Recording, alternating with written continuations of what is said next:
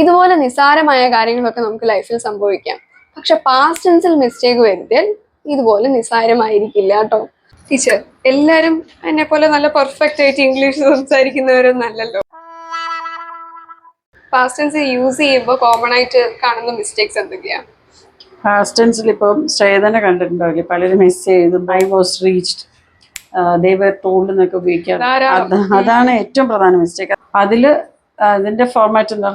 Subject കഴിഞ്ഞിട്ട് പ്രവൃത്തി, അവർ ചെയ്യുന്ന പ്രവൃത്തിയുടെ രണ്ടാമത്തെ ഫോം വെക്കുക. സോ മോസ്റ്റ് ഓഫ് ദ വേർഡ്സിൽ നമുക്കറിയാം എങ്ങനെയാ വരുന്നത്. ജസ്റ്റ് ഇഡി ആഡ് ചെയ്താൽ മതി. യെസ്. പക്ഷെ എല്ലാറ്റിലും ആ ട്രിക്കൊന്നും നടക്കില്ല. ചിലര് പറയാറുണ്ട് ഐ ടെൽഡ് എന്നൊക്കെ പറയാറുണ്ടല്ലോ. അപ്പൊ അങ്ങനെയുള്ള മണ്ടത്തരങ്ങളായി പോവും. മറ്റൊരു കുറച്ച് കഷ്ടപ്പെട്ട് ബൈ ഹാർട്ട് തന്നെ വേണം. ഇപ്പൊ സ്വിം, സ്വാം, അതുപോലെ റൈറ്റ്, റൂട്ട്. അപ്പൊ അത് കുറച്ചെണ്ണം പഠിക്കണം. ബാക്കി കുറെ അധികം ഇഡി ചേർത്ത് കഴിഞ്ഞാൽ പാസ്റ്റ് ടെൻസ് ആയിട്ട് കിട്ടും. Sticker എടുത്തിട്ടോ teacher? സ്ട്രൈറ്റ് അല്ലേ? ഒട്ടിച്ച് കഴിഞ്ഞു ടീച്ചർ?